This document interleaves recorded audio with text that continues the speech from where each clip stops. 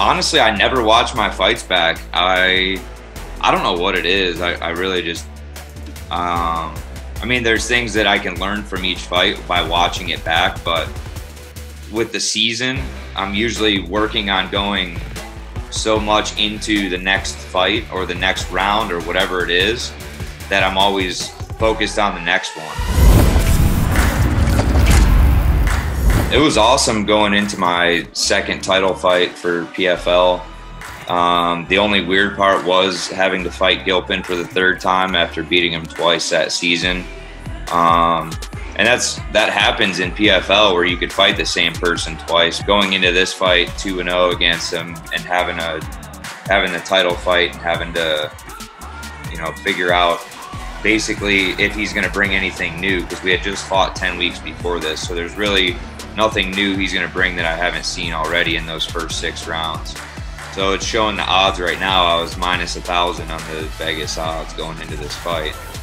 So most people were probably like, man, he's probably super nervous because anything can happen. But really, I wasn't really nervous about fighting him again. We just touched gloves.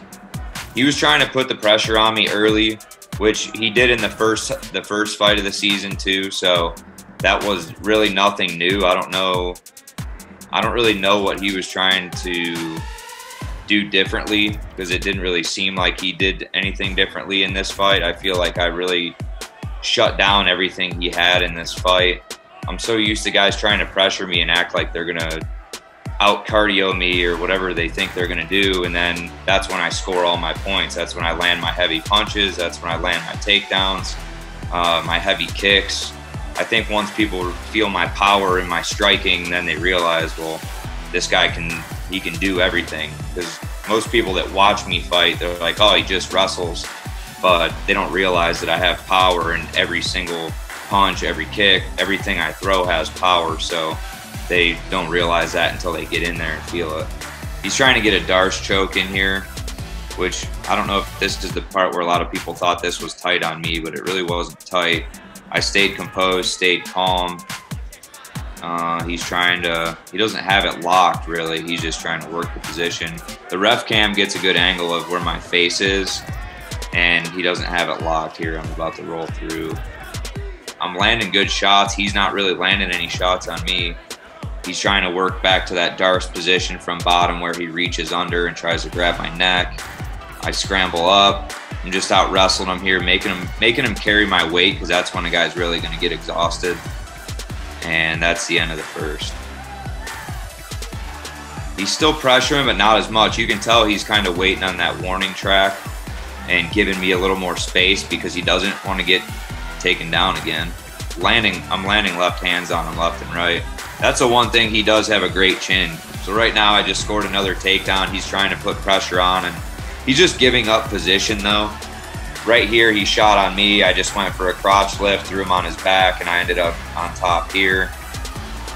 I don't think a lot of people understand, because I get a lot of crap for how many takedowns I do get, but the reason the takedowns are there is because they either can't defend them from me, or they give it to me. Like with his pressure into me gave me the ability to take him down, and that was the end of the 4th round. So we got 1 round left. I mean, man, all these replays, I'm landing heavy strikes. I'm landing good body, head.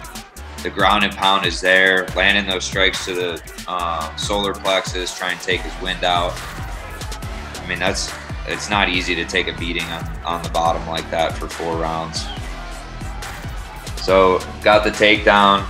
He's not fighting as fast to get to his feet right now, and that's 5th round. I don't think he's ever been in a 5th round in his life, so that's tough. Getting through the 4th and 5th rounds when you've never been there before, you have to dig into a deep layer that you don't think you have sometimes, but when you get used to doing it, it becomes kind of second nature.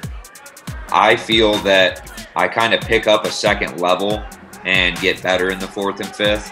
Having 100% takedown accuracy in this fight is awesome, especially having fought the guy twice already, and he's come from a wrestling background.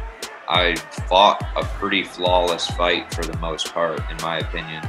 There's obviously a lot of things I can get better at that we're always going back to the drawing board with. But aside from a finish, I'm happy with the fight. And that was it. When a fight goes your way like that in such a high stakes scenario, there's really nothing you can do but be happy about it, that you're in a position for things to work out the way they do, because MMA is a crazy sport. You can do everything right. You can plan everything. You can game plan. You can strategize however you want, but the fight's going to be a fight. Regardless of what people think of how technical it is, it's still a fist fight. I think it's better because the sophomore season of any sport that I've ever done has always been my hardest. And this had bumps in the road and different challenges, and it definitely made it that much sweeter to get the victory in the finals.